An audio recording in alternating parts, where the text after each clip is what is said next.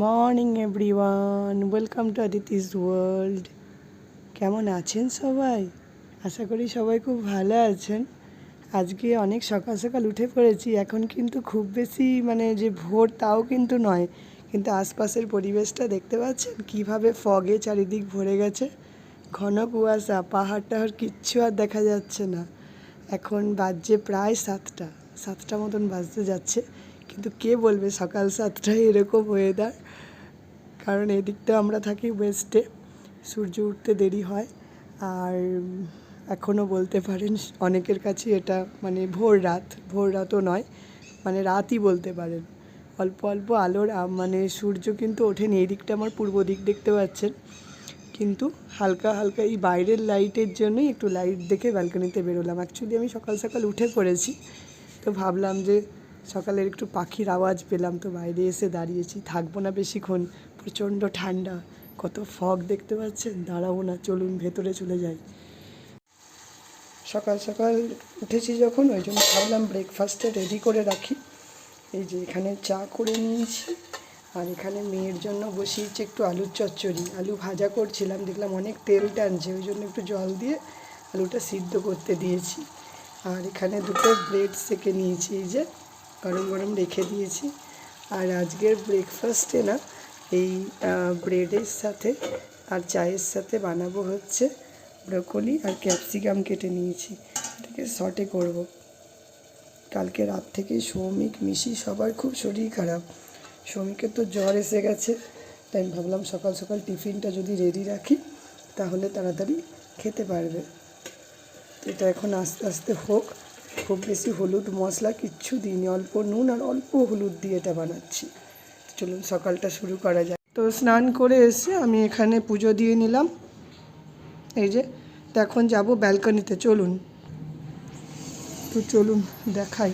এই গাছটা কিন্তু এখনও অনেক ফুল হচ্ছে। নর্মালি আমি সময় পাই না বেরোবার, তো আজকে এই যে এসেছি, একটু হাতে টাইম পেলাম। স্নান পুজো করে এসে ভাবলাম একটু ব্যালকনিতে দাঁড়াই। এই দেখুন কত ফুল হচ্ছে, দেখেছেন? তো ভাবছি যে দু একটা ফুল তুলি, কোনো দিনই তো তুলিনি, হাত দিইনি, শুকিয়ে শুকিয়ে পড়েই যাচ্ছে। তো আজকে ভাবছি যে দুটো ফুল তুলে একটু আমার ঠাকুরের পায়ে দেব।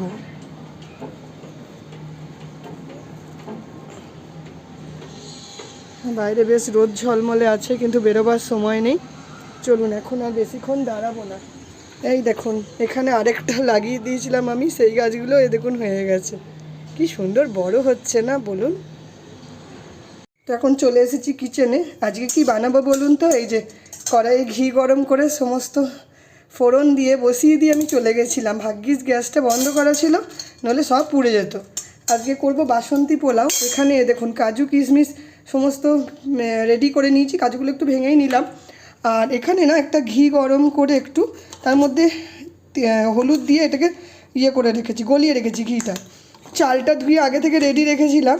এই যে এবার এই চালটাতে আস্তে আস্তে এই ঘি আর হলুদের এই মিশ্রণটাকে ভালোভাবে মেশাবো।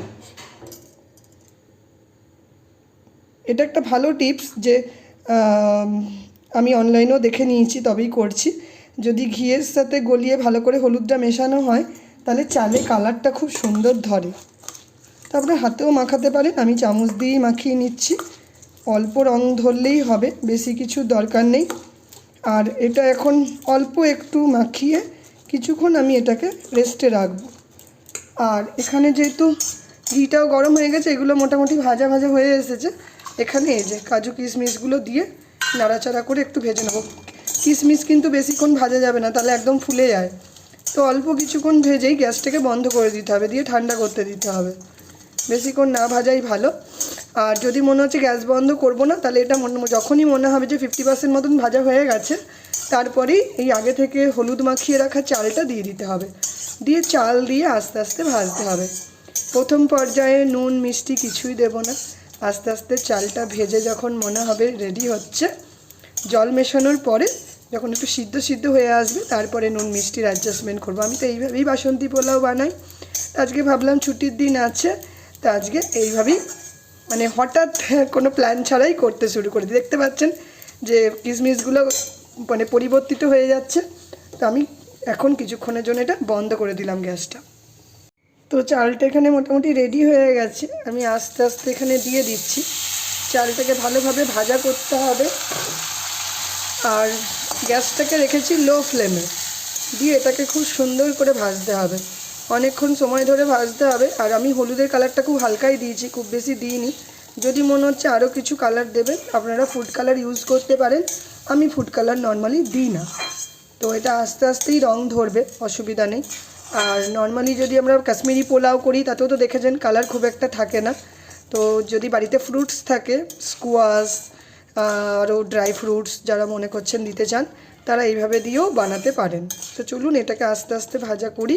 চালটা যখন অনেকটা ভাজা ভাজা হয়ে আসবে তারপরে এটাকে মানে জল দিতে হবে। এখন তো কোনো মতেই জল দেওয়া যাবে না, এখন আস্তে আস্তে চালটা ভাজা হোক, এটা বোঝাই যাবে চালটা যখন ভাজা হয়ে যাবে। তো এটা ধীরে ধীরে হোক। তো এখানে চালটা মোটামুটি ভাজা হয়ে গেছে, আমি পরিমাণ মতন 3 কাপ জল দিয়ে দিলাম। আর চালের পরিমাণটা বুঝে দেবেন, আমি প্রথমে 3 কাপ চাল দিয়েছি, 3 কাপ জলই দিলাম। যদি মনে হচ্ছে যে জল কম হচ্ছে বা চালটা পুরোটা জলের মধ্যে ডুবছে না, তাহলে আর একটু জল দিয়ে দেবেন। তো এই মোমেন্টে আমি শুরুতেই আর অনেকটা জল দিচ্ছি না, কারণ এই চালটা সিদ্ধ হতে অনেকটা সময় লেগে যাবে। তার জন্য আমি আগে ধীরে ধীরে দেখে দেখে দেবো। যদিও নিয়ম হচ্ছে যে যতটা চাল দেবো তার থেকে একটু বেশি পরিমাণে, প্রায় ডবলের কাছাকাছি জল দেওয়া উচিত, চালটা সুন্দরভাবে সিদ্ধ হবে। কিন্তু আজকে তো আমি গোবিন্দভোগ চালের করিনি, আমি করেছি বাসমতি চালের। তো এই চাল খুব তাড়াতাড়ি সিদ্ধ হয়ে যায়, ওই জন্য জলের পরিমাণ খুব বেশি দিলাম না। দেখা যাবে চাল হয়ে গেছে কিন্তু জল মরছে না, তখন হয়ে যাবে মুশকিল। তো জলটা দিয়ে দেওয়ার পরে আমি এখানে দিয়ে দেবো পরিমাণ মতন লবণ। লবণটা নিজে যেমন খাবেন, খুব বেশি লবণ আমি দিই না, পরিমাণ বুঝেই দেব, নিজস্ব মানে স্বাদ অনুযায়ী দেবেন। আর লবণটা দিয়ে কিছুক্ষণ চালটা ফুটলে, যখন মনে হবে চালটা আধা সিদ্ধ হয়ে এসেছে, তখন দিতে হবে চিনি। আমি আগে থেকে চিনি দিচ্ছি না, মিষ্টি দিয়ে দিলে না মানে চালটা সিদ্ধ হতে খুব লেট হয়ে যাবে।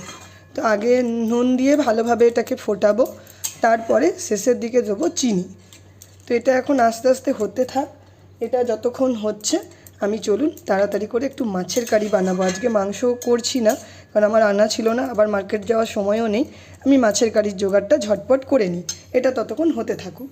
এখানে একটু পেঁয়াজ কুচিয়ে নিয়েছি, আর নিয়েছি একটা গোটা টমেটো। তো এই টমেটোটা নিয়ে করব, চলুন।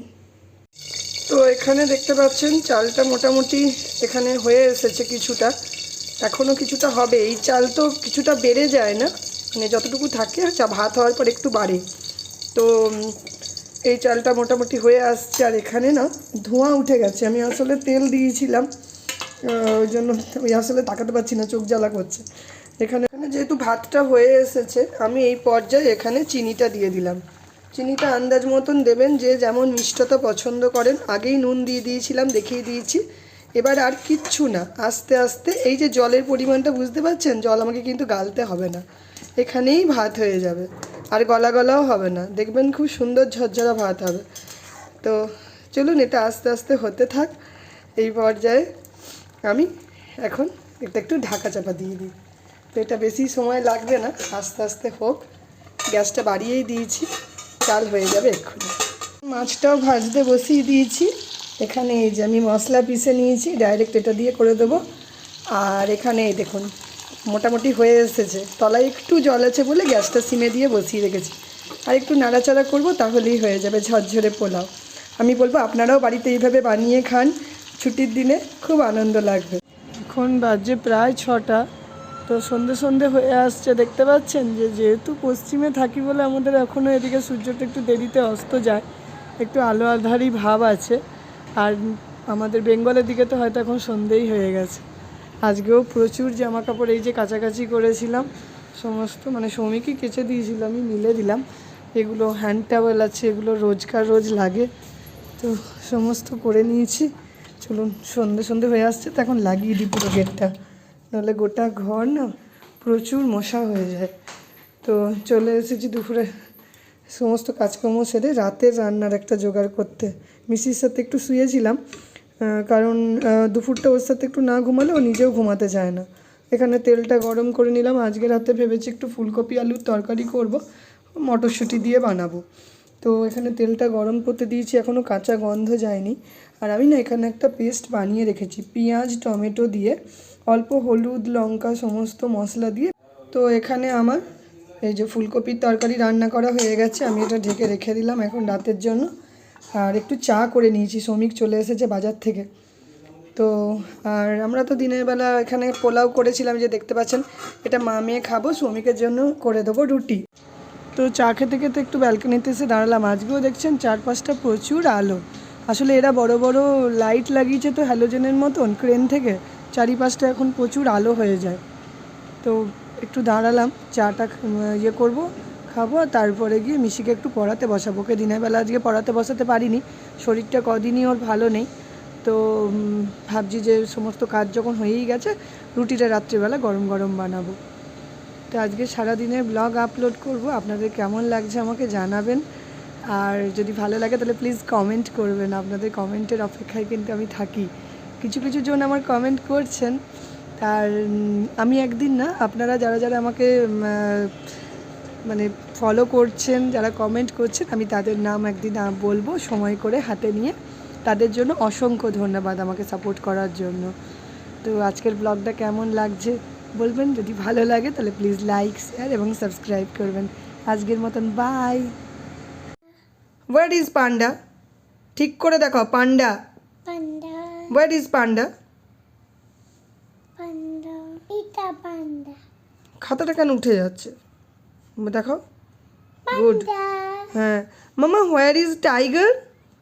tiger, good. লায়ন কই, লায়ন? lion, এলিফ্যান্ট দেখাও, এলিফ্যান্ট। elephant, elephant. জিব্রা কই? স্কুলে zebra, স্কুলে পেস্টিং করেছিল না, ভালো করে দেখাও। zebra, চিতা কই? চিতা বলেছি না, ফাস্টেস্ট ওরা করে, রান করে, দৌড়ায়। cheetah, good. আর হোয়ার ইজ ডিয়ার? deer, হরিণ, হরিণ, হরিণ, deer. deer, no, this one is penguin. What is deer? এগুলো তো এগুলো সব ওয়াইল্ড অ্যানিমাল, ইয়েস। এগুলো এগুলো তিনটে ডিয়ার না, এইটা ডিয়ার আর এটা ক্যাঙ্গারু, দেখছো না মায়ের পেটের এখানটাতে, দেখছো না একটা বেবি আছে, এই দেখো, এটা ক্যাঙ্গারু। ক্যাঙ্গারুর বেবি হ্যাঁ।